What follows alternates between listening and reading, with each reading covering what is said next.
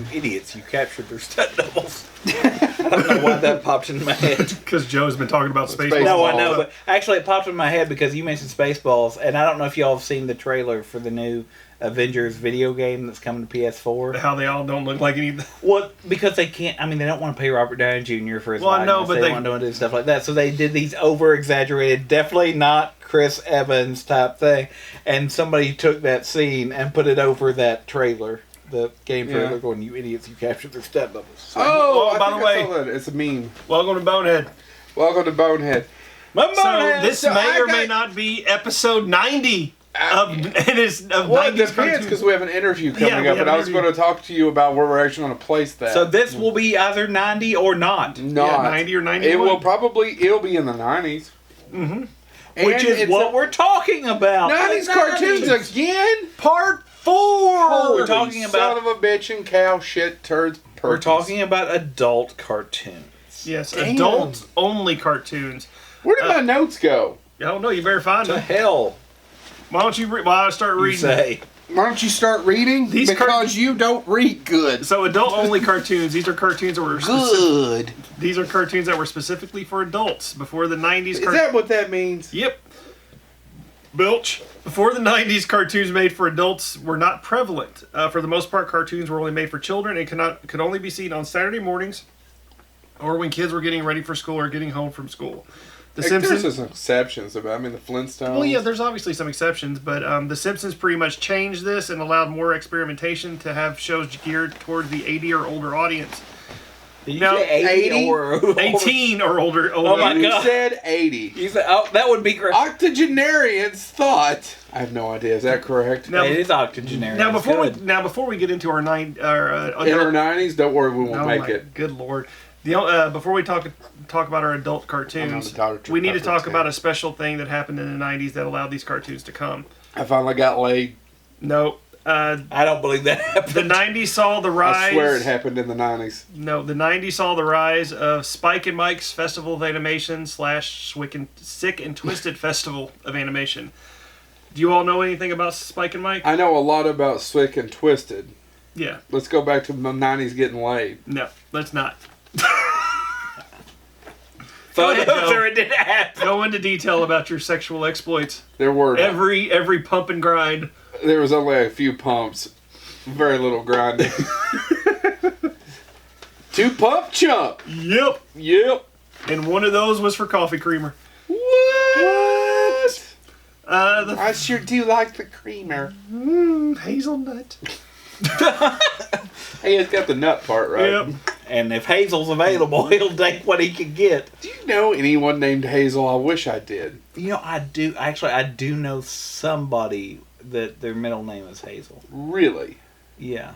It's because it's a family name. I want to know a Hazel. I want to know what love is. Do you want to know Sister Hazel? No, I want you to show me. Anyway, can we go on with night? So this isn't an hour and a half episode. No, God, I want to make it forever. Because all I ever hear is, you made me do Stephen King so many times. Yes, you did. I did not make us do it. I'm pretty sure it was mainly Haley's fault, but keep going. Anyway, the festival, Spike and Mike, the festival featured a wide array of creators and their strongly adult-oriented cartoons that could never make it to air. The only way to see this animation were in very hard-to-find VHSs. I actually got a copy of one through a video store. Dealer. No, from a video store rental place in Louisville. My friend went there all the time. You did cocaine. This is how we got it. Was it what? Was it Wild and Woolly? It was Wild and Woolly. Is Wild and Woolly out of business now? Yes. Wild and Woolly's gone. Yeah, along with every other rental place. No, tell me, never forget. Does Louisville have one at all? Lexington doesn't. I don't know. I know Shelbyville does. Anyway. Let's all go to Shelbyville. Also, you can find them on the good old-fashioned dial-up internet. The animation...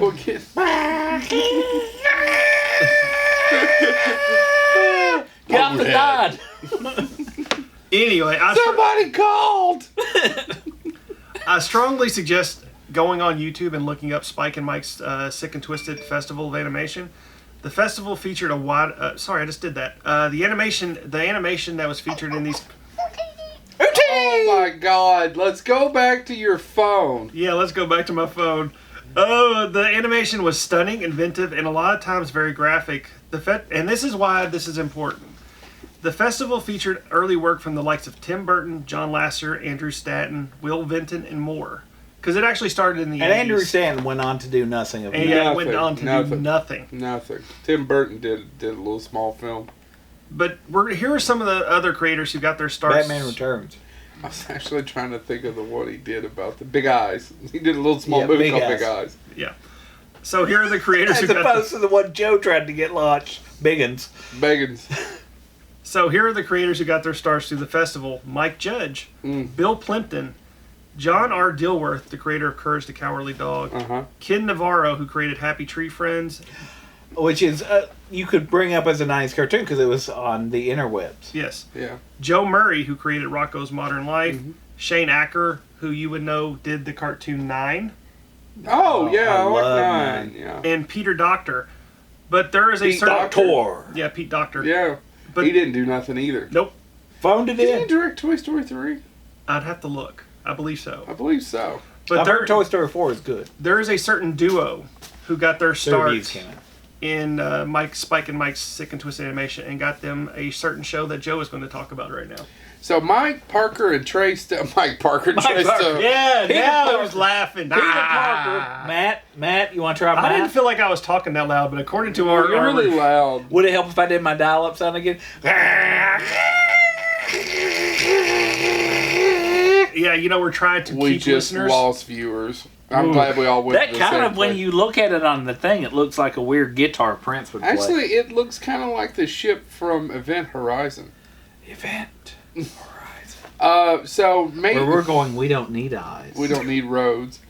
South Park, Trey Parker, Bud the Matt Judge. Stone. We're good now. Okay, so I didn't get to talk much in the last episode because Wasn't it lovely, viewers? Yes. once again, I spent the 90s pissed off. But there was something that came along in the 90s that spoke to me, that still speaks to me to this day. I still watch it. I tried, well, I'm sure I have missed episodes, but I tried not to, specifically in the last 3 or 4 years. I think it's just as smart. Actually, it may be smarter today than it ever has been. They've won a Peabody. They have... Have you said the name of the show yet? No, it's South Park. Okay, good. But how did they start South Park, Chad? They didn't just start doing South Park. What actually got them notoriety? It was you're talking about the Santa Claus versus Jesus cartoon that was actually... A Christmas card, effectively. It was a Christmas card, yeah. Yeah, and they sent her, and it got being posted. Before things went viral, Yeah. this went viral. Yeah, through VHS tapes that were traded back and forth. Right? And absolutely. And they actually tried to do Mr. Hanky as the show. That was the pitch. Really? So I've been told. It wasn't necessarily just South Park. So South Park, the original episode, was made through cutouts. Construction paper cutouts. Took so long. That's how the pilot was made.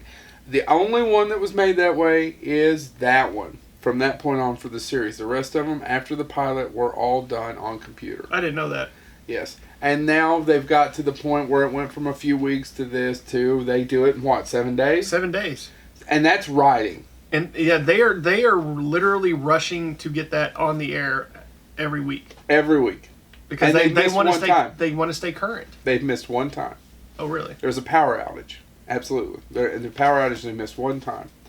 So, Trey Parker Matt Stone developed the show from the spirit of Christmas, 2 consecutive animated shorts that later became one of the first internet viral videos, ultimately leading to South Park's production. It debuted in August the 13th, 1997, and there's 297 episodes of South Park that have been broadcast. Episodes? Episodes. Don't you know? Subsequent ratings have varied, but it remains one of Comedy Central's still highest rated shows and is slated to air new episodes through 2019. The pilot's actually made with cutout animation, just like I said. Alright, so... But they based a lot of it on themselves. A lot of it's based on themselves. And growing up in... Trey Parker does most of the writing and directing. Matt Stone does a lot of the handling of the people. It's fascinating to watch an interview with them, where if you can look it up, they don't do a ton of interviews, of how their different personalities match. For example, Trey's talked about if they're doing, I don't know, let's say they're doing a spot for a video game, and he thinks he's got it in 2 or 3, but he's not the type of person who'll say, no, I think you're good, we're not doing any more takes. Matt Stone will shut it down, right? Mm-hmm. And how their personalities complement one another. And I find it fascinating that they've been doing this now for over 20 years. Mm-hmm. And they haven't killed one another. Right. We've done right at 90-some episodes when this comes out of Bonehead. And my God, I want to hit you with my car. You want to hit me right... Why with your car? Because my fists are dainty. Didn't you just pay it off? My car? My fist? Both. He's got about 17 good payments left on him. Has to wear gloves when he eats chicken wings. South Park, to me, is still just as important as it ever was. And it probably is for 2 reasons. One, Trey Parker and Matt Stone, I don't want to say are geniuses, because I think people say that a lot. But they're damn talented, man. They're damn talented. And the fact that the way they do it, and you're absolutely right, if something happens this week, they can have it on air next week. Yeah. I do know one thing that did come up, though. They were so sure, and not to get into politics, but they were so sure Hillary Clinton was going to win that when that didn't go that way, it threw off everything, because they had script plans and all that stuff, and they had to scrap all of it immediately. And then, turn of course, it around. Mr. Garrison is playing. I don't have you guys been watching the last few? Chad, you're a huge fan, but you've stopped watching the last few years, right? Yeah, it's not because I don't like the show. It's just I haven't been able to. I have kids, and yeah. It's delayed a lot of my... And for some odd reason, of the other things that's delayed of mine, for example, I still haven't finished the last episode of the last few episodes of The Punisher or Daredevil. I still have seen. That's the one thing I make room for. Yeah. That and Archer. No, Archer. The next night I will watch Archer. But no, I do know that Mr. Garrison... Holy shit, snacks! But I do know Mr. Garrison has taken Archer on the Donald Trump stereotype. He's taking on the Donald Trump stereotype. I'm sorry. Yeah. People make fun of it a lot, and there's probably a lot of episodes when it was originally airing, where in the first few seasons that are just poop and fart jokes. But there's always usually more than just poop and fart jokes. Which is where Terrence and Phillip came from. Terrence and Phillip is like, no, this is just poop and fart jokes. That's their response to that critique. They created Terrence and Phillip as kind of a meta critique of the critique. And another thing I find fascinating is the shit that they've thrown at Family Guy over the years. Yeah, because they really do not like Seth MacFarlane. They do not like Seth MacFarlane. They don't like Family Guy, and particularly the writers of Family Guy. And I know that the Family Guy and Family Guy writers, of course, love South Park, right? Yeah. Mm-hmm. Yeah. And they've even made fun. South Park's made fun. Simpsons did it. Yep. Yeah. Right? Of how it's hard to stay true. But their issues are those, that's easy. Mm-hmm. And I like Family Guy. But some of the throwaway gags, they think it's easy. When you build it into a story and you have a story, that's where it becomes difficult. When you get humor from the story. Right. Because South Park actually has a story. And that's when, for example, we have a friend named Craig who would never watch it and think it's bullshit. And I always say, no, it's pretty much one of, if not the smartest thing on television. And 9 times out of 10, when they tackle a topic, it pretty much sums up how I feel about that topic. I don't know if I'm weak-willed or brained, or if they just are somewhere in the middle of the road like I am on a lot of things too. Well, I think the other part about it is, and going back to why the show has stayed as good as it has, is because it's them, right? I mean, and if I played the video game, I don't know if you played. No. So that they've made several games, and way back when it first came out, and they did it for it wasn't the Nintendo 64, but whatever it was at the time, they did a South Park game, PlayStation, which was over the top, stupid fun, but it was more or less GoldenEye with South Park. But the more recent ones, the Stick of Truth. The Stick of Truth, you play New Kid. And it goes through the entire role-playing game where it's like you can put in a name and it doesn't matter what you put in because Cartman calls you New Kid. And that's their critique of role-playing games and stuff like that, and you're the new kid, and they're playing, basically, there's an entire episode where they do Lord of the Rings. Well, it's that kind of same plot, except you have to go on this quest to end something that's coming, and you have to help Lemmy Winks again at some point, throw back to the show. But at the end of the game, spoiler if you've never played it, you've actually got to help perform an abortion to solve the quest. Uh-huh. Obviously, that is not, and they wrote it, and they made the game. And there's now been a more recent one, which is their critique of superhero films, called The Fractured Butthole. Fractured Butthole. And that's their critique of superheroes. And they, if you read, I read the video game making of, and it's them. They scripted it. They supervised the animation. They didn't used to do the video game. They do. They did all that but stuff. They've been doing video games for a while, but no, they never scripted them. No, they were not the one. No, they did video games, but it was Comedy Central that did video games. They didn't used to do the video. I'm talking about those two were not in charge of those video games. But if you play the more recent video games, they scripted them. They did everything. They do obviously the voices and all that stuff. So, just as an FYI, I think that's what's kept South Park being South Park is. And I think there are times when creators need to let go, and things that I love that creators needed to let go of. Star Trek, Star Wars.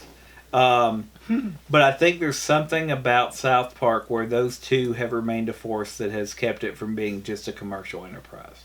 So, a couple of things I want to talk about, and you guys had a lot of time, so I want a little time. No, I'm sorry. Television producer and writer Norman Lear, an idol of both Parker and Stone, served as a guest writing consultant for season 7. Did you know that, Chad? Nope. Norman Lear. That's pretty cool. Isn't it? He was 80, right? At the time. Oh, I'm sure he would have been. And so during the 12th and 13th season, it was Bill Hader, which you can see in that documentary. Which, by the way, it feels like he's not contributing anything to the show. He's just sitting there laughing. That's he's just sitting there laughing. And I've seen an interview with him talking about just how smart the two guys are and how they logically get to these things. Right. So, I am at the right age because I saw it in my teens, right as high school was about to end and I'm about to go to college, or right around that time. And I think I've grown with it. They've grown and I've grown. Yeah, I mean, it came out senior year in high school for me, and I remember sitting my friend who had cable, he would come and we'd watch VHS copies of, Stan's Gay Dog and Mr. Hanky. So I've grown and they've grown, and the trajectory of South Park and me is on the same. So now I do think more about a lot of stuff in the last 10 seasons that they've dealt with because I'm older. They're older. Yeah. And I think this is the reason I have a special connection. All of my adult life has been connected to South Park. Yes. Every aspect of it. But, and the other thing about it is the amount of talent they've got. I mean, they had George Clooney to do the bark of a dog. Mm-hmm. Jay Leno to do the meow of a cat because celebrities wanted to have a voiceover on it. And not so much anymore. Away. Yeah. I mean, they were turning people away. But I think also, just because this meant a lot to me, I thought this was so cool. They did the Chef Aid album, which was an album they did. And Rick Rubin produced that. And Rick Rubin worked with Johnny Cash and the Beastie Boys and all that. And one of my favorite songs on there is it's called Nowhere to Run, Paper Trail. But Chef introduces it, Isaac Hayes introduces it as Chef. And he goes, back together again, and lames off all the people. And you're like, there's no way these people ever worked together before. And of course they didn't. It was a joke. But here's the people that perform on that song. Ozzy Osbourne, DMX, Old Dirty Bastard, ODB, The Crystal Method, Jack Blades, Rick Rubin, and John Eaton all performed together on one song. And I'll be honest, you sit there and listen to it going, this is really cool. It doesn't make much sense, I'll be honest, but it's really cool. And, Wyclef Jean, Elton John did a song for the album called Wake Up Wendy. It's just got a ton of talent on it, and it brought people together that wouldn't have been together otherwise. And the movie still holds up. Mm-hmm. They did a musical. They did an effing musical. Which was nominated for an Oscar that Robin Williams performed. It's one of the few musicals I can actually watch.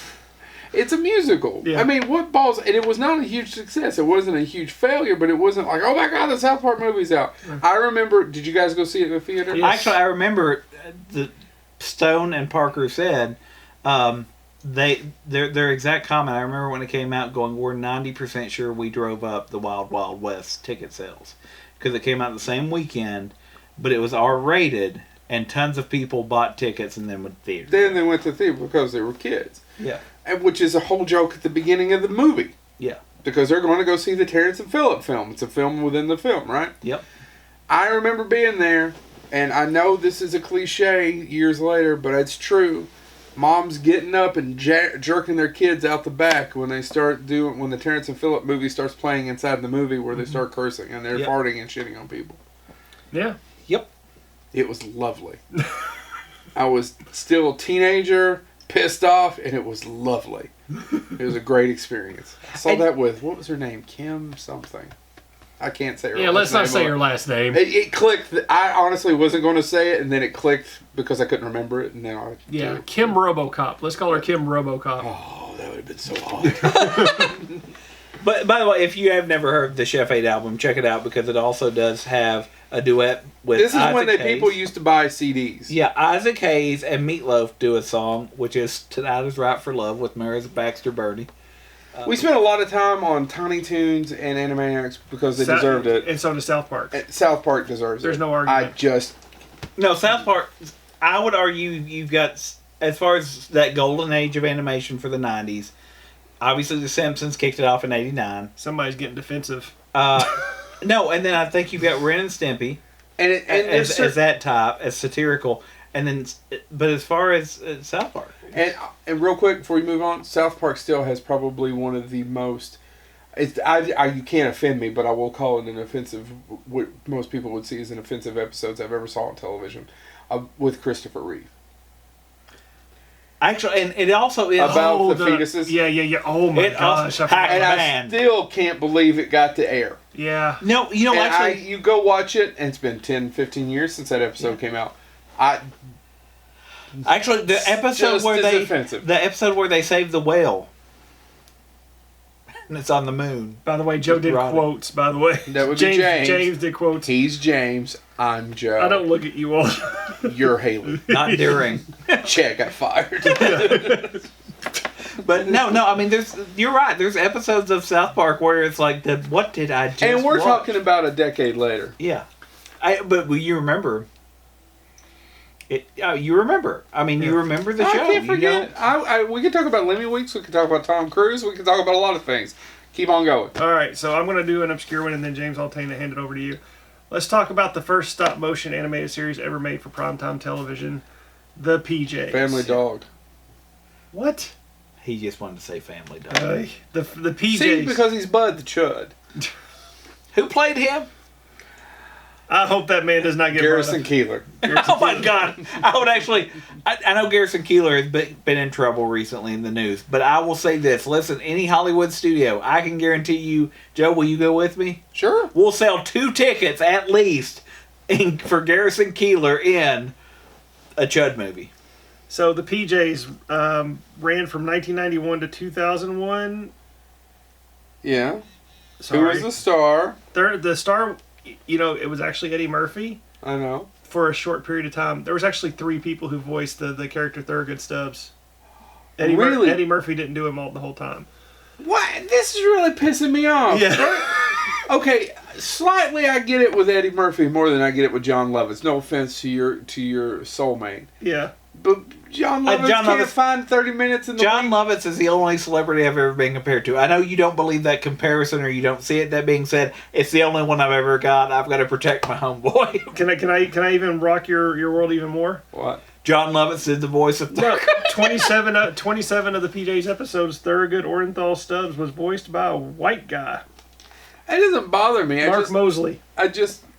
How many did Eddie do? Just the first few? Eddie Murphy. It says Eddie Murphy did 30 episodes.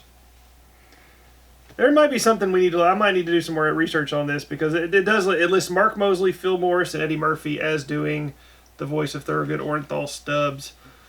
But the show was created by Eddie Murphy, Steve Tompkins, and Larry Wilmore. Voice actors included Eddie Murphy, Loretta Devine, who is an amazing actress, Michelle Morgan, Sean Michael Howard. It was the first stop-motion animated series made for television. Do you know who actually made this show? Mm-mm. Touchstone Television, which would make this Disney's first original adult-oriented animated show. The show actually won 3 Emmys. I did not know this. I just do not have a fond spot for it. Really? No. You know, I rewatched it. BET, I think recently was re-airing, and I say recently within the past 3 years. And I caught a couple episodes, and I was like, some of this is like people talk about the Cleveland show. Some of it was very similar in that it went some dark places in the background, just not even what you were seeing up front. But so why do you like the BJs? The level of humor. Okay. It was so it got criticized by the likes of Spike Lee because of it portraying African American stereotypes in a comedic way. But personally, what I thought it was trying to show was that was trying to show people what impoverished minorities have to deal with on an everyday basis, but in a comedic way that didn't leave them feeling guilty. They could actually laugh, but at the same time feel sympathetic. What did he do for a living? He worked in the sewer? No, he worked. He was a super project. He was a super for a project. Why don't I remember the sewer thing? There was an episode where they had to go into the sewer. Yeah. Okay. And but it allowed the viewer to sympathize with the characters without feeling uncomfortable or guilty. Let me list some of my personal favorite episodes, and then we'll talk more about the show. Bone, Bugs, and Harmony. Boys in the Woods, which was about them going out into the woods, and of course people who lived in the projects never being out in the woods, they didn't know how to function. Smokey the Squatter. Smokey was the crackhead, who was always trying to rob people, get into people's houses, get money for crack the whole time, which people thought Dave Chappelle was funny in the Chappelle Show for doing a crack addict. This is the show that started it. Robin Hood. The housing and HUD was a frequent joke with this show because of how basically people had to constantly go to HUD for benefits, and basically they didn't get them. And what this is, they had to rob HUD because HUD refused to give them water filters for their house. Which then hilarity ensued. Yeah. If you think about it now, we now know about Flint, Michigan. We now know about stuff like that. But this was dealing with this in a time where people didn't know that stuff. So I kind of agree with Chad that it did shed some light on, hey, some people aren't living well. Right. They would constantly go to HUD going, hey, we need certain things. And you never actually saw the person. It was always and this is true of a lot of things. The window was fogged out, and all you saw was a silhouette of a very large woman with a very loud voice basically telling them to get out. You're not getting shit. Yeah. And my personal favorite episode, merely for the title, The Last Affirmative Action Hero. 4 people that are Last Action Hero fans are now like, I gotta see 2 affirmative action heroes. But no, it covered a lot of adult topics. For example, Thorogood Stubbs, and this is one of the funnier episodes. Thorogood Stubbs suddenly goes up to, he's doing maintenance on this the best he can, and he's a curmudgeon old man who doesn't want to do anything anyway. But and he's forced. Dave Newhorn. Yeah, he's forced to work on these people's homes, and he doesn't want to do it, and he does it half-assed. But he's managing to work on he's doing something with electricity or the water pipes, and he suddenly discovers behind a wall a penthouse apartment in the projects. And without telling anybody, he moves into it. And he's living the high life in this penthouse. In the deluxe apartment. In the sky. And his wife refuses to move in with him. She wants to stay in the basement apartment that they live in. And then eventually what happens is everybody in the complex finds out that he's living in the penthouse, and they go move in, and he gets pissed off and moves out.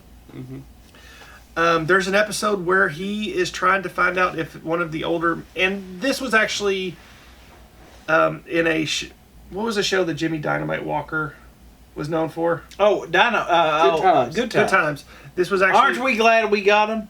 Yeah. Good Times. This was It must be getting late. You guys had a hard time with Good Times. I was the one that rolled off Good Times. Thank you. It is getting late. No, I'm just saying it must be getting late. But the episode.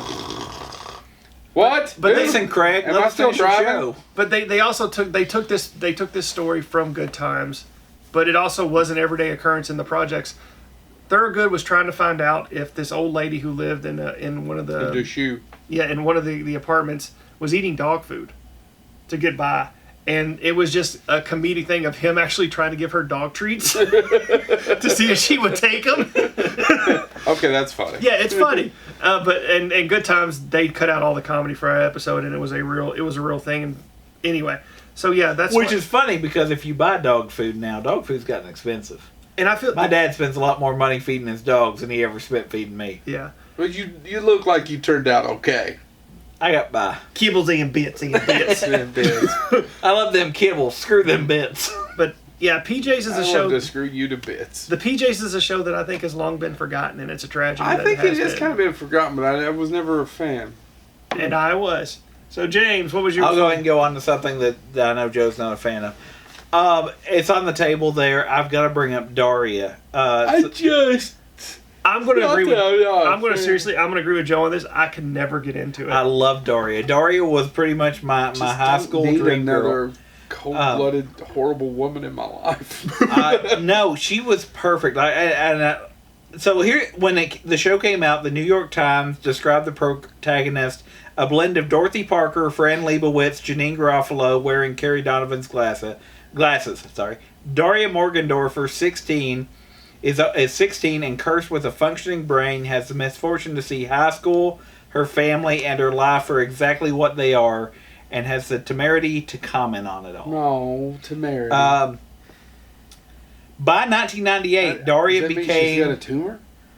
Either that or Tammy's finally given in. You don't know. I got nothing. You got nothing. By 1998, it was MTV's highest rated show. Tammy Faye! That's shocking. And... Total Request Live wasn't bringing in the numbers? Network manager. The network manager said it summed up MTV perfectly. She was a perfect spokesperson for MTV because she was intelligent yet subversive. Jennifer Love Hewitt broke I Carson don't Davis' know heart. that intelligence, subversive maybe, but I don't think there's a ton of intelligence in MTV. Whatever. Anyway, so the show itself is about Daria, who moves. She was in... Obviously, Beavis and Butthead. She was kind of their female foil. And she moves to Lawndale from wherever Beavis and Butthead is. And I never liked Beavis and Butthead. Sorry, folks, I didn't. But we'll get to it. But she moved away from Beavis and Butthead. And Joe will talk about Beavis and Butthead, I guess. A little bit. But Mike Judge had nothing to do with the show. He freed it up. He agreed to release the character.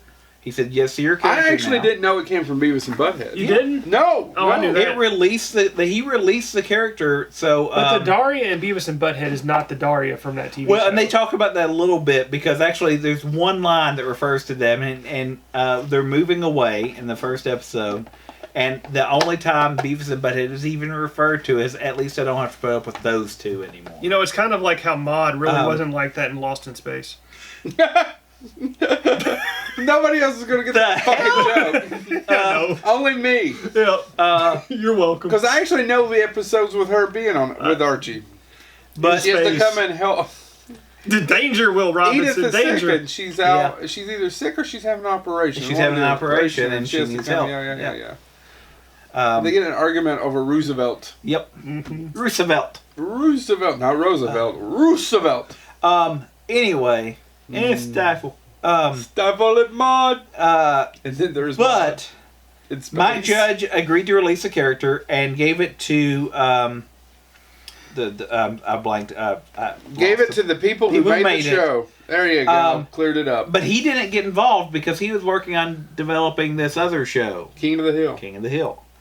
However, it did end up being a huge success. Now, the reason I argue it is, you could watch it with kids. My kids have been around when I watch some of it, but they don't get the joke. And one of the best parts of the show is Daria and her friend Jane watch a show called Sick Sad World. And the best part about it is you only see commercials for it, but are the one-liners they use to advertise Sick Sad World. And they did at least one per episode, sometimes more than one. So some examples of that one... an example of commercials for Sick Sad World include, "Would you moan my name if I boinked you in heaven?" Ghost Hookers in the Sky, tonight on Sick Sad World. I like the first one better. Criminals Beware, this Makes detective... it even more sick that it was about his son. What? The original song. Yeah, I know. You heard Twisted. A Vision of Christ in a Half-Eaten Candy Bar. Talk about My Sweet Lord. The Immaculate Confection. Tonight and next on Sick Sad World. Brought back from the grave by black magic, but no one taught them to cross at the green. The Jaywalking Dead. Next on Sick Sad World. I get it. What kind of a sicko voyeur sets up a hidden camera in an intensive care unit? Peekaboo, I see you. Next on Sick Sad World. I got it 3 behind. So, you're going to keep going. no, I've got, there's over 80 of them. But the show itself, actually, I mean, it was on when I was in high school. And it was pretty much... MTV? It was pretty much how I viewed high school. And, when I say growing up, I wasn't allowed to watch MTV. That being said, it pretty much summed up how I viewed high school. Lovingly. It was a big deal. And what's funny about it is it's coming back. Really? June 13th. I don't know what today is, but that's recent. June 13th. You missed it. Today's 2019. Like the 15th. No, I know. I'm saying this when it was announced. Pay attention, old man. I know you gotta go take your back pill. Yeah, today's the 15th. Bigger than hell. On June 13th, 2019, MTV announced a new Daria spin-off series, Jody, which was originally titled Daria and Jody. And if you watch the show, Jody was the other person that was competing for valedictorian, African American, all of that stuff. Always stressed about doing well. That being said, this is a quote from MTV. The show is the first in a series of spin-offs planned by the network based on the Daria franchise. So this show is coming back. Because they're out of ideas. But at least if you're going to go back to an idea, go back to one that was successful. And it was their successful show. I noticed the complete series is all in that one box. Well, there's 2 movies too, but yeah. Yeah, Joe. How big is the box that holds the direct series, the entire series that you wrote? Murder Virgin. How big is that? It's huge. My box is huge. That's because you spent all the money on the box. Why don't you come over here playing my huge box, James? I don't know. The last time I put the canary in, it died immediately. Well, yeah, you got to use a canary. That goes without saying. Holy shit, snacks. Archer. But anyway, FXX. That'll be our what was that? I guess that would be 2010s, right? Yeah.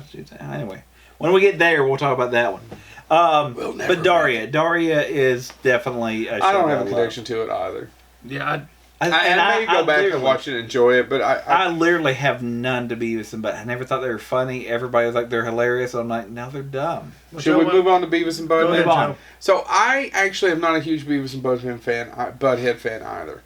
I didn't particularly get it, even though I should be at the right age to get ahead of MTV. And by the way, I know several people that do love it. My wife loved it.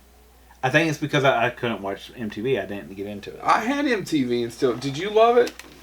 Yeah. When I got to watch it, I loved it in high school. Yeah. I didn't care for it that much. I went out on a date with this lady named Candace, and we Candace saw RoboCop. No, that's fine.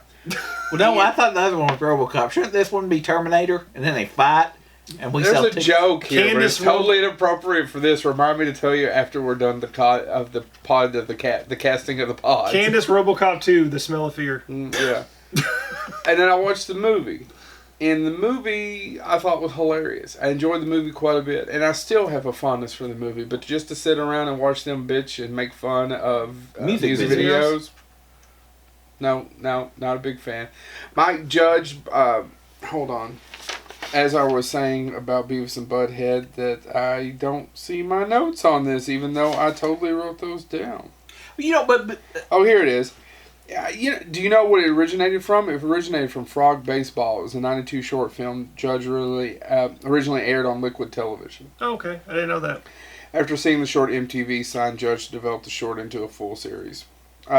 7 seasons, March 8, 1993 to 97, and the movie was released in 96. The movie has Bruce Willis in it, Demi Moore when they were still together as a couple. It has some great... Actually, the Robert Stack? The soundtrack to that is really good. I still have it over here. It's got Rob Zombie. It's got... Rancid? AC/DC. Yeah, it does have all those people. It's a really good soundtrack. I love the movie. I still like the movie. I just do not have a connection to it. But it had a huge cultural impact, and that's the reason why we had to talk about it. Yeah, we have to. Whether we liked it or not, we have to talk about I how much... enjoyed it. Because you wouldn't have that boring-ass Daria if it wasn't for Beavis and Butthead. My big thing about... Social commentary. It's social commentary. So is Cornholio. How so?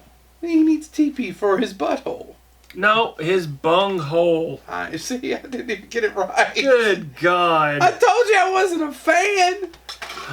It's amazing. I attached to South Park from the jump, but did not to Beavis and Butthead. And I think what it is South Park, once again, goes back to is storytelling, and the other one is just jokes. Yeah, it's just jokes. I was going to say, and there's no, it's not hard storytelling, it's just... The movie's got a story. But there is no logical reason, by the way, for me not to like Beavis and Butthead. I'll admit that. I'm actually shocked that you don't. Because, well, and you probably might like it men or down. Probably I haven't seen enough of it, to be honest. That's another problem with me, too, because I just didn't watch it. That being said, it's hilarious to me that I don't have a fondness for Beavis and Butthead. And I do need to go back and watch it, but I don't have a high interest. I don't either. But I loved their counterpart, because it used to be to get on MTV, those of you that may be younger, you had to do something linked to music. That's why Beavis and Butthead mocked music videos. There would be cartoons, but the cartoons would be broken up by them talking about music videos. And Letterman was a huge Beavis and Butthead fan. He had Mike Judge on the show. Yeah. And the parallel to that was Liam Cunningham, I believe. That's not the right name. Liam Sharp? Created and his Liam friend. Cunningham's the actor from Game of Thrones. Yeah, I screwed up then. It's none He's of the those Onion people. Knight. It's none of those Right? people. I'm almost positive. But I love Syphil and Ollie, which was sock puppets doing exactly what Beavis and Butthead did. And I will defend Syphil and Ollie to the end of the world. It's still their Star Wars. You and 4 other people remember Syphil and Ollie. Their Star Wars, it ran for 3 seasons. If you people have short memories, that's not my fault. And then actually it was brought back. And Ollie. It was brought back as a web series recently. But yes. Plays right after Bonehead. We're the lead-in. That's how bad the ratings are. No, I'll be honest. We're going to jump from 90's cartoons to Syphilis and Ollie. It's still their entire, their Star Wars parody is still one of the best. I don't care what you people say. The other thing about Beavis and Butthead, why I don't own any of the copies of the show today. I did enjoy it as a kid. I really did. But I can't watch it today, and because of the fact that something that you said you didn't get into, they don't have the segments of them making fun of the music videos. Because of Cry. That was actually one of the big things that impacted the release of Daria. If you watched Daria as it was aired live, they used Red Hot Chili Peppers, they used whatever, she mocks people that are listening to Get Jiggy With It, all of that stuff. But you can't put that on DVD without paying those rights. Right. Yeah. Where you could air it on MTV, because that used to be MTV's job. And I think without those music video segments, Beavis and Butthead loses something. Because I haven't bought them, but I have seen episodes, because they were on Netflix at some point, I believe. And there's it's missing. It doesn't hold, and because those music videos aren't there, because even in the movie itself, the music plays a really important piece to it. But as a critique, I remember this, one of the critiques of the movie when it came out was the problem with the movie is because it didn't have them commenting on music videos. And it was lacking what everyone loved about the show. Really? Yes. But I loved how I loved how they put the music into the episode. Like the scene where they eat peyote in the desert and they're hallucinating, and that scene was actually animated by Rob Zombie. Who we've talked about in length in an episode. Come on the show, please. Yeah. Oh, I've got tickets to see you and Marilyn Manson in July. Why don't you hang out backstage? Because they don't invite me. One of my former RAs said if you hang in the alley, usually outside, about 6 to 8 hours after the show's over, they'll come out. He did it, and he said that they were both insanely nice. So why don't you do that and see if they'll come on the show? Yeah, I'll try it. I don't know if the babysitter will wait that late for me to do that. Joe? Kid's got to fend for himself sometimes. Which is more important to you, your son? I mean, there's tons of kids out there, or this show, which we only have one of. Well, till you all do that cartoon podcast. Normally, we are doing the cartoon podcast. Yeah, you cut me out. Normally, I would say the show. Normally. Not yet. What's the next one? Beavis and Butthead's done. Okay. I have talked about these people a lot, and I didn't realize I did that till just now. The Jeffersons? No. Moving on. How about what's Amen? Yeah. I don't remember the. There's not a song. He's just jumping rope in front of the church, and he goes through. Why don't you talk about Sherman Hemsley more? We could do a whole episode on Sherman Hemsley. We did go in depth about Ghost Fever in episode 1 or 2. It might have been 3. But Why are ghost dicks? I'm going to talk about Duckman, which I actually brought up in a previous episode. What is it with you two and short, balding, chubby men? Oh, Jason Alexander? Well, bald, chubby men. And Jason Alexander. Yeah. Duckman ran from 1994 to 1997, 71 episodes. It was created by Everett Peck, and again... his brother really gave the business to the Ghostbusters. Okay, and another Peck who did nothing. Walter Peck. Yeah. You can believe Mr. Peck. Yeah. Do you want me to keep going? No, go ahead. Nah, I'm good. Gabor Chupa, who I've mentioned in length. Yes. Arlene Klasky, Ron Osborne, and Jeff Reno. Directors of note: Jeff McGrath, Raimi Musequiz. Aired on USA. Aired on USA. Michael Markowitz and Gene Grillo. Voice actors. What did USA become? USA. Is it still on? Yeah, it's still USA. They do the robot, the Mr. Robot. You ever see Mr. Robot? It's pretty much Breaking Bad. It's okay. I don't know if I have USA. Yeah, how do you know you've never seen Breaking Bad? I've seen Mr. Robot, and I get a good feeling. Jeremy Miracle got me to watch the first couple episodes of Dr. Robot, and I'm like, I want to watch more of Mr. Robot. He's not got his PhD yet. I'm sorry. You called him Dr. Robot. Well, I've got a good hope for him. I think Dr. Robot Esquire. If he gets off the drugs and applies himself. But the show followed a very bad detective. Oh, by the way, voice actors, as mentioned, Jason Alexander, Greg Berger, Nancy Travis, Dweezil Zappa, and Elizabeth Daly. E.G. Daly. Was Dweezil Zappa his son? He was his son, Ajax. Yep. I remember the name. I saw maybe 8 episodes, but... The show followed a very bad detective and his exploits as a single father. Duckman was crass and very perverted. He was accompanied by his very level-headed and deadpan delivering sidekick, Corn-Fed Pig. Corn-Fed. Who is voiced by Greg Berger.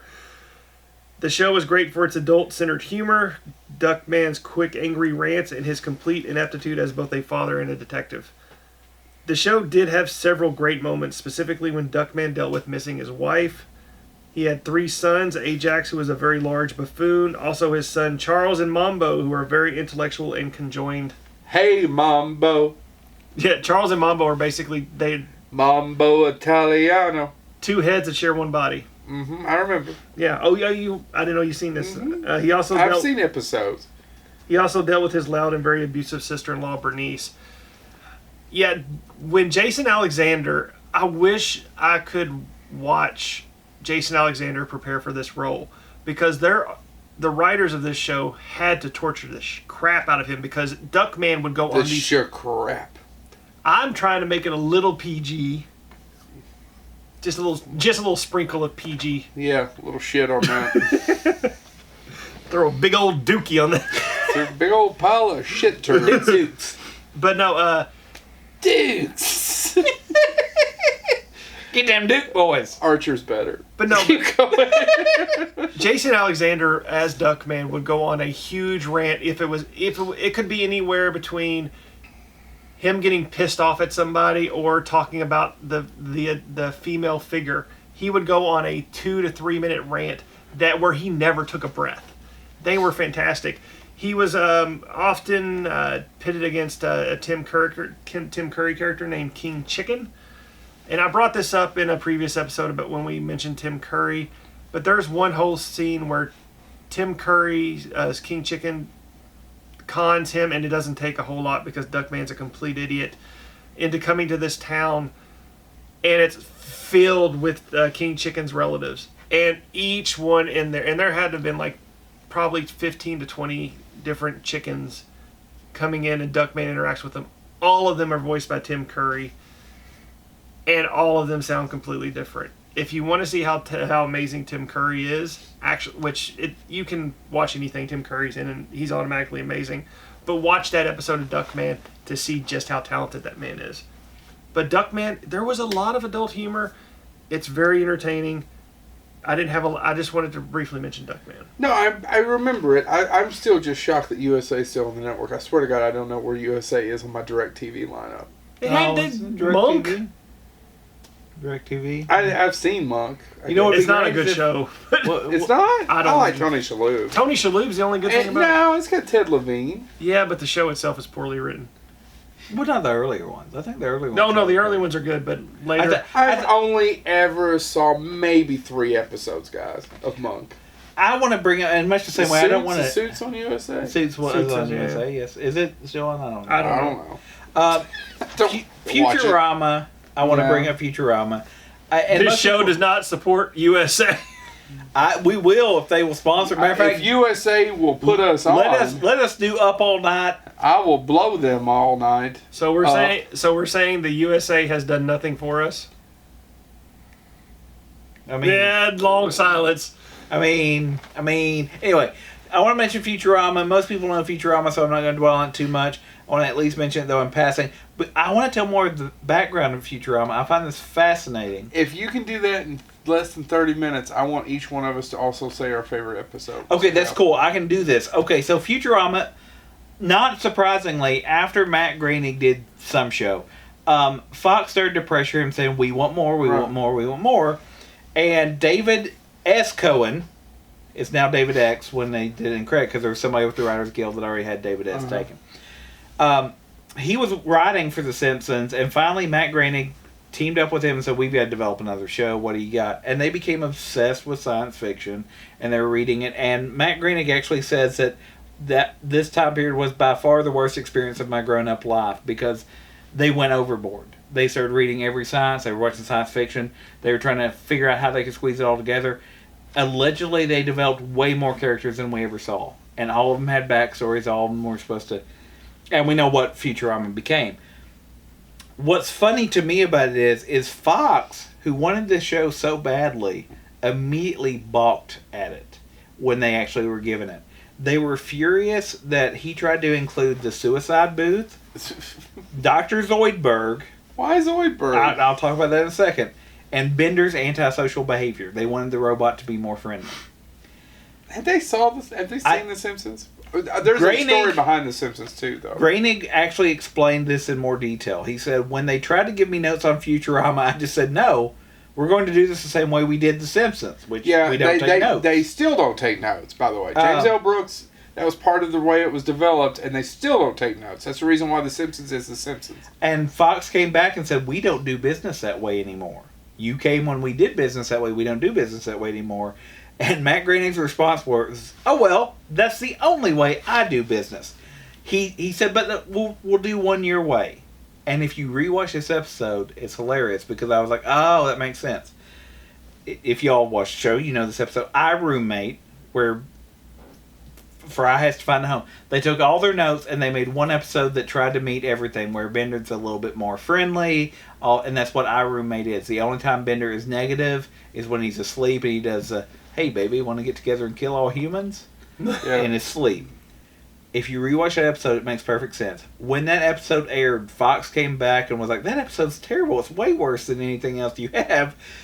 Fox so strongly disliked the episode that they renegotiated and basically gave Groening complete independence like he had with The Simpsons. And that's why that episode's the only one like that where you see a somewhat friendlier Bender. Dr. Zoidberg isn't as much featured, but they didn't like Dr. Zoidberg because he wasn't cuddly. They wanted pretty much a Chewbacca type character, and they were worried about different things.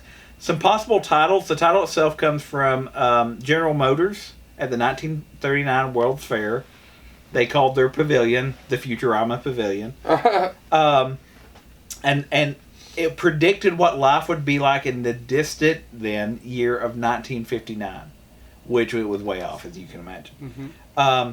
But had that name not worked out, the other ones that were batted around and immediately dismissed, according to some people, was Aloha Mars and Doomsville. I like Doomsville. I think that's what we should have called this. Zap Brannigan was originally going to be played by Phil Hartman. That makes complete sense. And so actually, if you watch some of the DVD commentaries, Billy West admits he's doing his impersonation of Phil Hartman impersonating whoever he's doing. Yeah, that makes complete sense. Matt Groening, the other thing that Fox didn't like was Matt Groening went out and bought the rights to use 30th Century Fox. And Fox said they didn't want him to use it, and that said it just wasn't funny. Within 3 months, they came back and said, "That's brilliant. Why didn't we do that?" So there you go. The other thing I want to bring up real quick, and before we get into our favorite episodes, Yep. Before we get into our final episode, our favorite episodes, John DiMaggio, who does the voice of Bender, said in an interview with Kevin Pollak. Kevin Pollak's, you can go back and watch it. KPCS, baby. That when he was trying to figure out what voice to do for Bender, I wanted to bring this up because I know we're fans of certain things. He combined a drunken boxer that he had met with Slim Pickens. Nice. And that's the voice of Bender.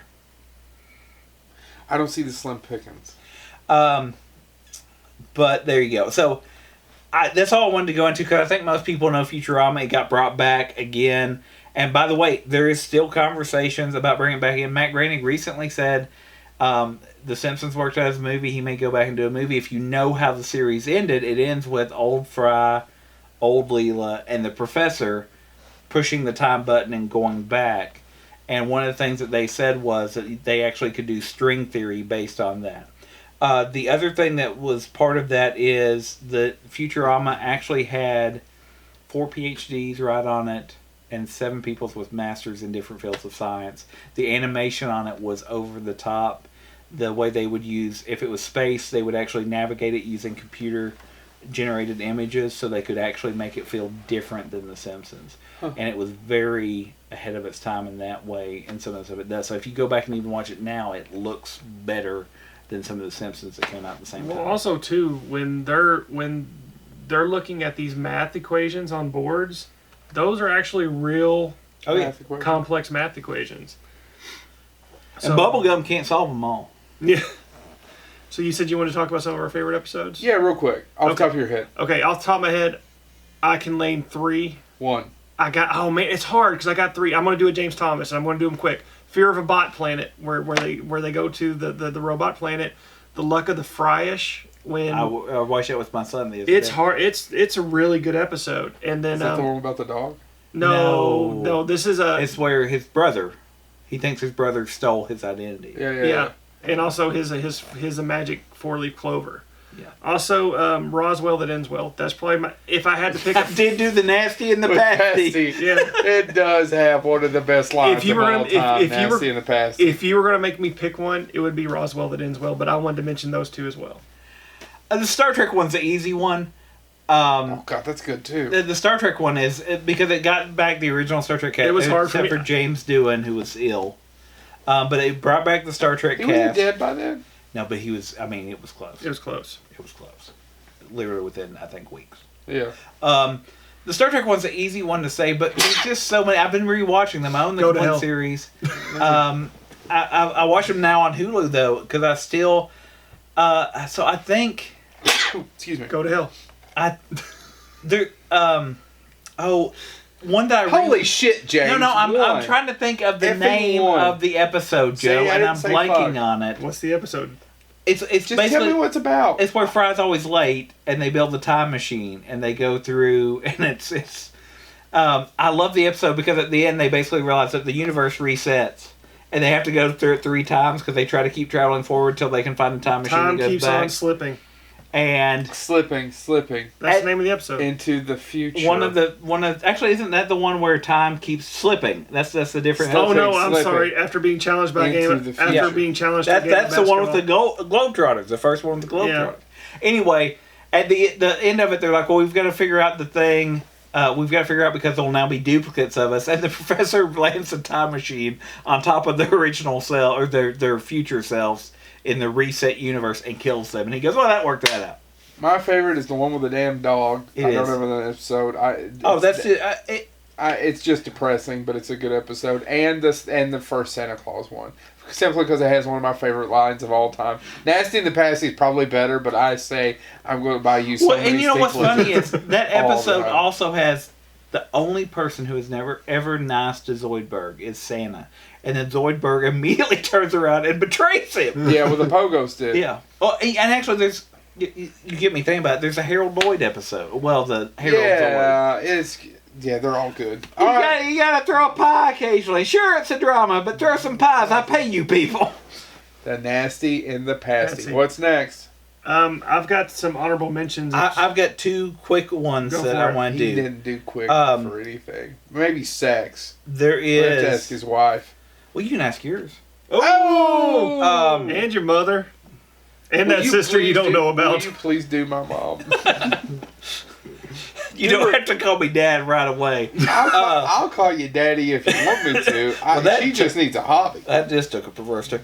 I wanted to bring up one. Actually, it was somebody reached out to me going, Call "You you got to Sir bring Daddy. this one up." And they said they didn't want me to name who they were, but they said you've got to bring this one up if you're talking about 90s animation because it did change a lot of things. And I was like, yeah, they're right. What? Cowboy Bebop. Yeah, I guess.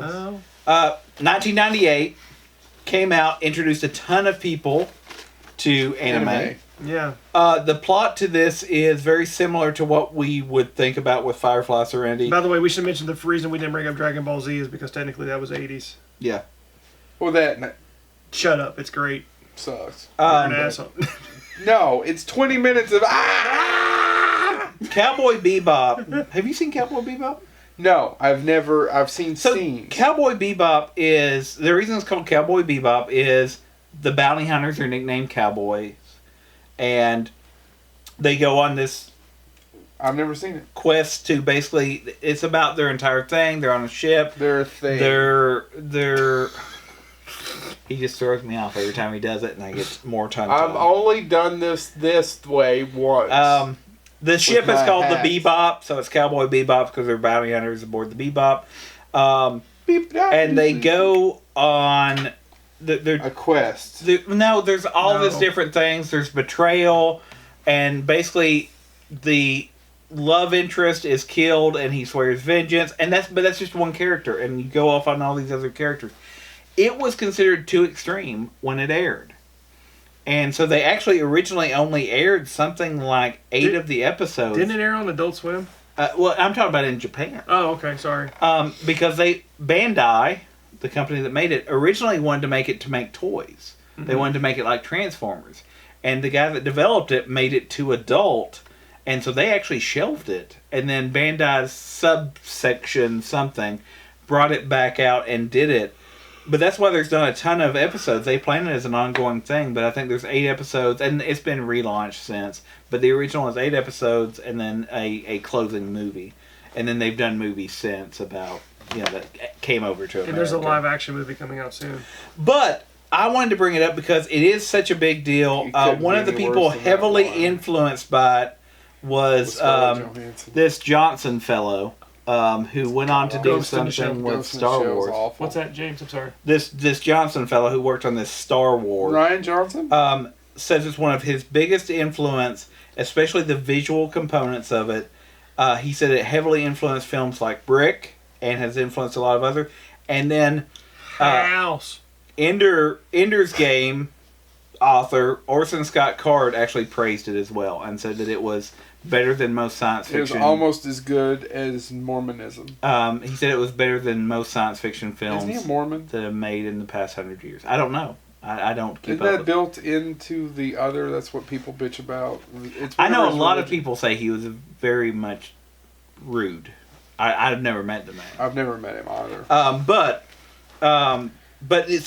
It had a huge cultural impact. It did bring up a new interest in anime.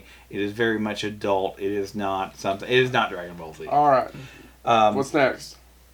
I've got one more, but do you want to do honorable mentions? You go for it. And I've got to bring this one up because I think it's almost forgotten as well. Speaking of stop motion and stuff like that.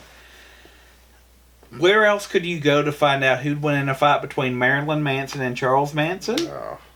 Hanson versus the Spice Girls. For a guy that didn't have MTV, he sure as hell was Pat watching a lot Sajak of versus... it. I got these on videotape at Blockbuster, thank you, sir. Pat Sajak versus Alex Trebek. Rodney Dangerfield versus Don Rickles. Ozzy Osbourne versus Rob Zombie. Celebrity Deathmatch. And I wanted to bring this up because... 3 of those are funny. Actually, my favorite one, and the one that I actually own on VHS, is Christopher Walken versus Gary Oldman. But MTV actually asked Marilyn Manson, because they did it as a short originally. When it came to the show, they asked Marilyn Manson to write a song for it.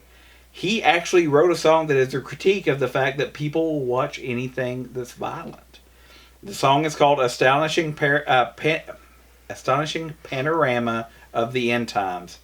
The song itself was nominated as Best Metal Performance for the Grammys, and it came off of Celebrity Deathmatch, and it was his critique, even though he did voiceover work for Celebrity Deathmatch, about why do people watch this? It's because we love violence, and especially if it's televised. That being said, if you think about it today, there's people obsessed with epic rap battles of history. This was, I would argue, the precursor to that. Oh, yeah, people absolutely. wanting to see that. I wanted to also bring it up, though, because much like the Daria spinoff and all of that stuff, Ice Cube, who was also featured, he was Ice Cube versus Ice-T was the thing. He didn't provide his voice. Ice Cube is bringing this back. His production company is bringing it back, working with MTV, trying to reignite the cast and all of that stuff. And so probably by 2020, we'll see Celebrity Deathmatch again. Because there are no new ideas. So I just wanted to bring it up because I think, again, we are seeing the 90s resurface. We're recycling ideas. We're doing stuff like that. But I think that's important to mention Celebrity Deathmatch because it introduced that idea of figures fighting in satirical ways. That's it. So real quick, as opposed to mysterious ways. She moves that way. It's all right. It's all right. All right.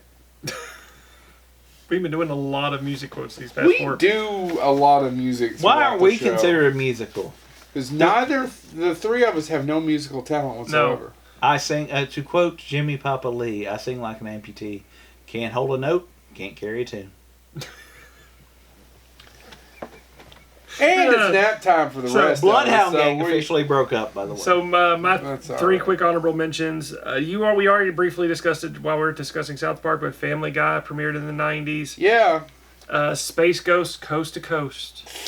I should have talked about that. Yeah, it was a really great show. Gave us Aqua Teen Hunger Force. Yeah, Space Ghost And Coast to Coast is another one that was a big influence really, I would on say me. it almost created Adult Swim. It basically did. Space Ghost Coast to Coast brought us the Brack show. We wouldn't have the Brack show. We wouldn't have Aqua Teen Hunger Force. We wouldn't have... If I had a superpower, it would be able to walk around and sound like Brack and say that shit. Yeah.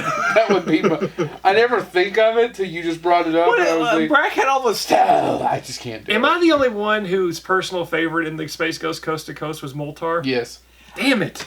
But the Brack show had all those stupid songs like I Like Bananas Because They Ain't Got No Bones. I mean... That's what I'm saying. Yeah.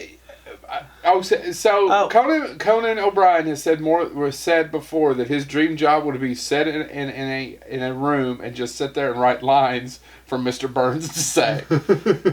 My dream power to be walk around and sound like Brack and just say shit like that. Well, actually, somebody sent me, because before I saw Space Ghost Coast to Coast, somebody sent me the clip of... I used to record them and watch them the next day if I couldn't stay out. Same all here. the time. of Brack's song, Hey, Don't Touch Me, which literally was him just a beatbox going in the background and him going, Hey, don't touch me! And somebody sent that and that was my introduction before I ever actually saw the show. Can you get Brack's show on DVD? I don't know. We'll look it up. But it's kind of funny. The Brack show actually premiered in 2000. Space Ghost Coast to Coast was 1990s. That's okay. But no. I loved it. Yeah, both were my favorites. Also, the last one we should mention, this could have fallen into the superhero category, but it was definitely adult only. Spawn, the animated series. Which was monumentally better than the movie. Oh yeah, there's no argument. That show, because I didn't read, because if you follow the show, no, I'm not a huge comic book person, so I never really read any of the comics, but I was fascinated, and these two nerds on the couch could have told you that's not how Joe would like that. He'd like Spawn, right? It's like, oh yeah, Joe would like Ghost Rider. Anyway, I would like that I watched the movie. It was such a dog turd. Dog turd is it not even giving it a compliment? It's bad. And then Super Mario Brothers is more on the intellectual level. No, that show was on HBO. It premiered on HBO. Yeah. I watched it the premiere night, and I thought, this is amazing. What the fuck happened to the movie?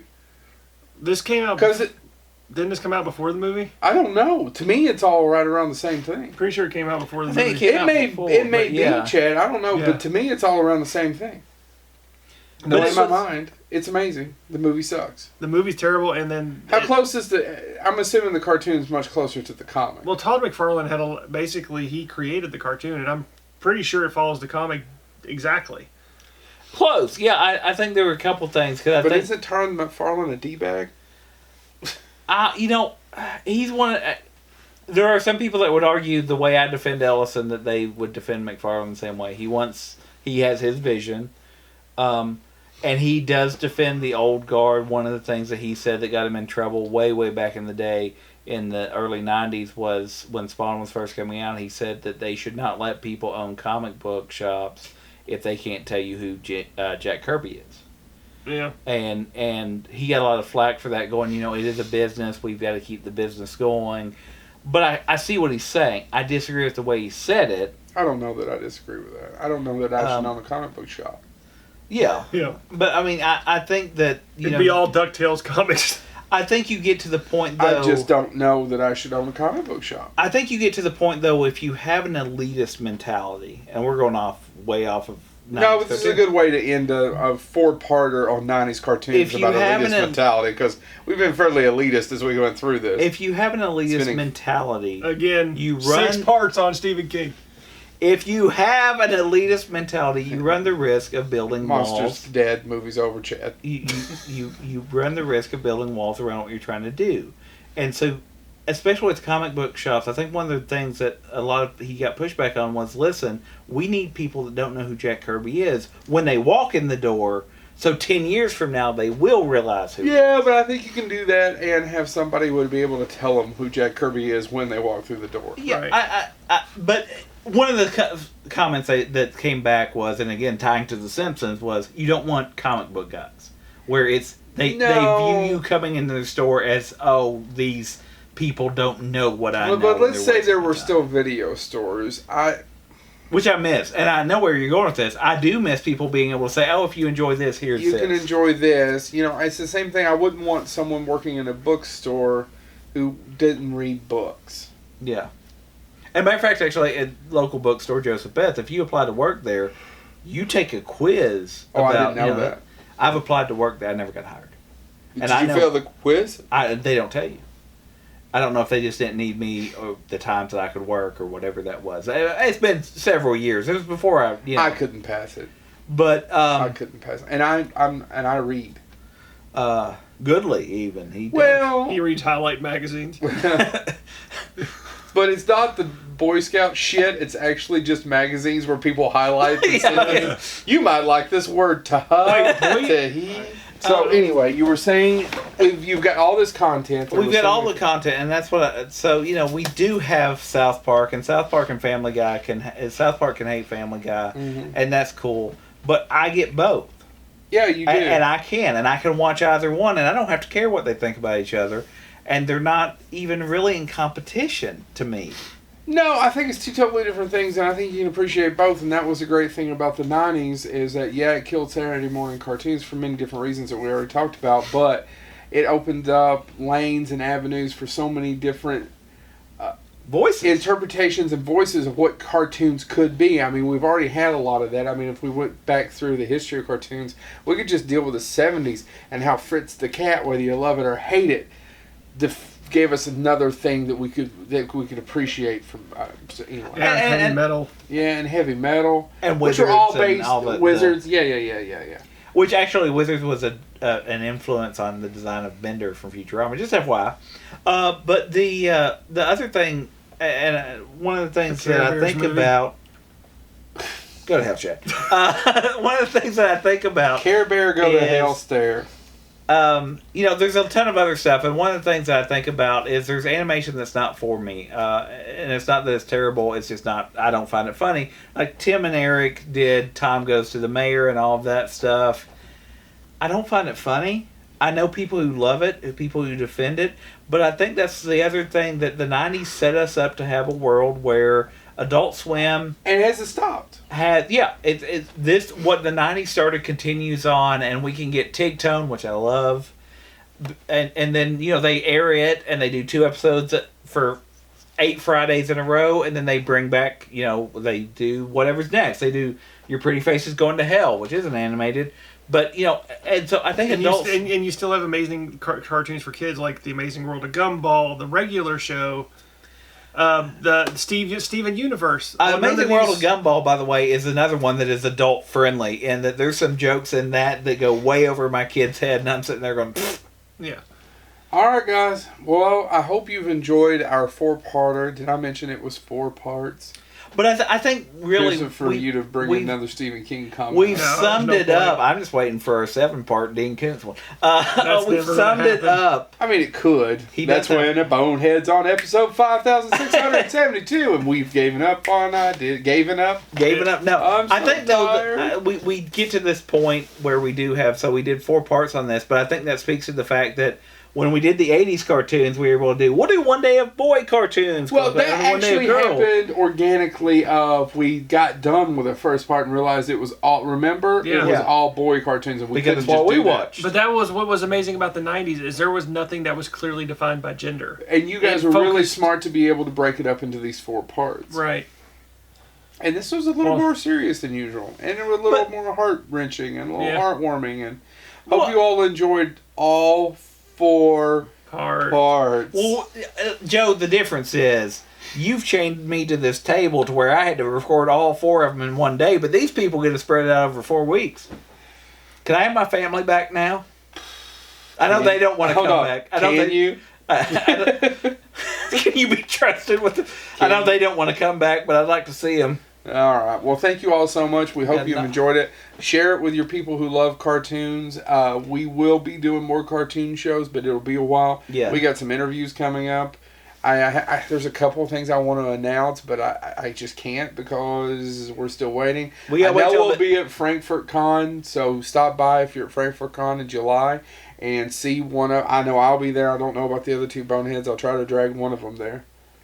Any questions? You can drag me to hell, Sam. All right. Subscribe on YouTube, iTunes, Spotify, and SoundCloud. And maybe Google Play by the time this gets out. Google Play should be working if I could get the RSS feed to work. Thank you all so much. That rackety syndrome server.